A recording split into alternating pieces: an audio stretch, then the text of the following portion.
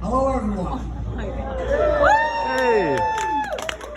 For those who don't know me, my name is Matt Davis, and I've been friends with Brian for over 20 years. Real friends, Way bro? over 20 Get to years. the point. Real friends. Real friends. I want everyone to know that this isn't my original speech that I heard here in my hand. Actually, my original was about 100 pages long and about 25 minutes, and Brian asked me the other day, please don't come up there and embarrass me. I told him okay, but you know, I lied. Cosmo. I definitely lied. I'll tell you guys a little something about Brian that only his friends really know.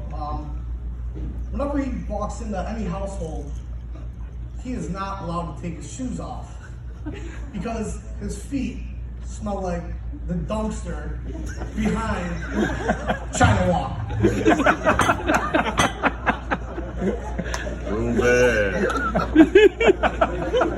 Brian also has, a lot of course, but he is a great guy. He's a great guy. He just recently bought a sailboat. A couple months ago, bought a sailboat. Never in his life has he ever been sailing.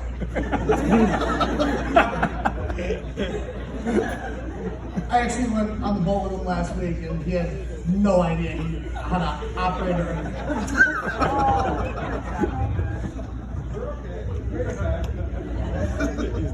I had a great time, actually, Brian. Thanks for taking me out. It's cool to smoke corncob pipe. And that kind of went out of style in the 30s. I don't know. Personally, I don't know. Well, Brian's the guy, he remembers everything. Always remembers everything. You kind of wonder why. How does this guy remember something that happened 20 years ago so well? It's because Brian is a 36-year-old man that has a diary. Facts. True story, man. True story. Got the pipe in his mouth. Prove it. Facts.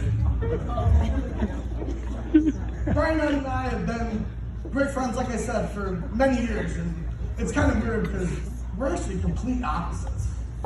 Complete opposites. The only thing that we actually really have in common is that we both love the Buffalo Bills. Go Bills! Go Bills! Go Bill. We both know that Asen is way too good for him. Yep.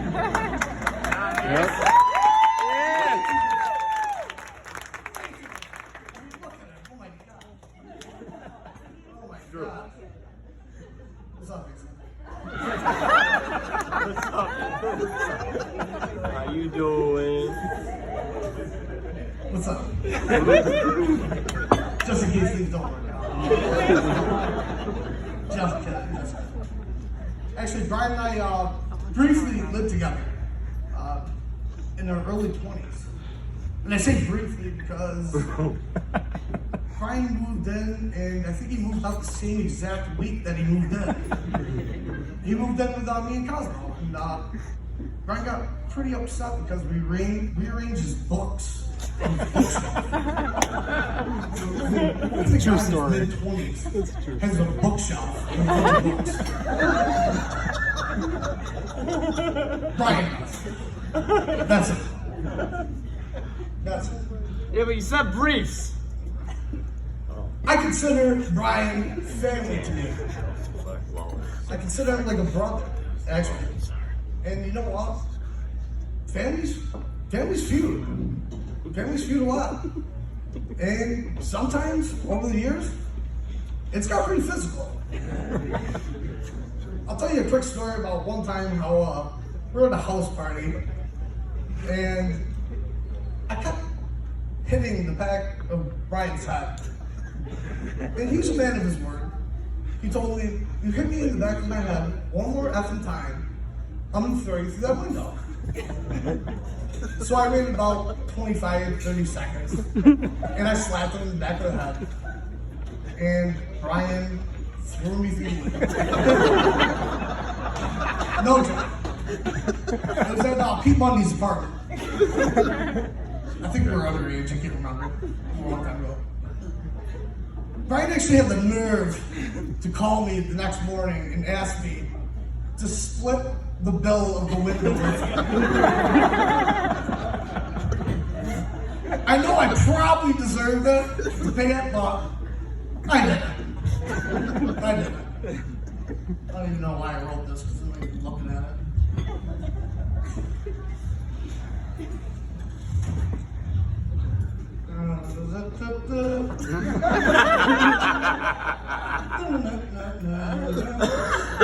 All right. Have a good night. Let's get back to the reason that we're all here today. Not because of mine and Brian's love story. It's because of Brian and Ace's love story. And I was living in Texas. Brian called me. He was all excited to tell me that he actually met a real girl. Trust me, I couldn't fucking believe myself. Excuse me, like I said. A real girl. Couldn't believe it. I thought he was lying. I ended up coming home a couple months later, and I talked to Brian all the time, mostly weekly, and I knew that he actually had a real girl because he was nervous to introduce us. Which, I mean, if you know our group of friends, that's kind of normal, because after a few cocktails, you never know what's going to come out of their mouths. Finally, we met Aislinn, and I think I told Brian, no, I won't embarrass you or something like that when I met him. But again, I lied. And I definitely tried my hardest to embarrass him. And Aislinn just looked at me, fake laughed, rolled her eyes, and saw right through my bullshit.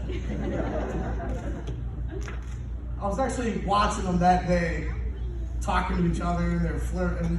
They're like kind of in their, first year of dating, hippity hoppity. They remind me of two teenage girls that were getting ready for prom, all giddy. And in that moment, I knew, Brian found his soulmate. Someone who actually likes him. It's true. That's what they say. Well, all jokes aside, Brian is one of the best guys I've ever met in my entire life. He's there for anybody at any given time, as long as he likes you. If he doesn't like you, then he won't. He doesn't care. At all. All right, hold on one second. I gotta flip a page here. Food's getting cold. What'd you say? Tell Aislinn she looks beautiful. Oh, food's getting cold. I'm sorry about that. All right, guys. That's what I Salud. heard. Yeah, so I gotta make this quick, right? I really had a lot more to say about Brian, but I'm not gonna do it. This is his wedding day. Aislinn, you are so beautiful. And Brian, you are so lucky. I would like everyone to raise their glasses.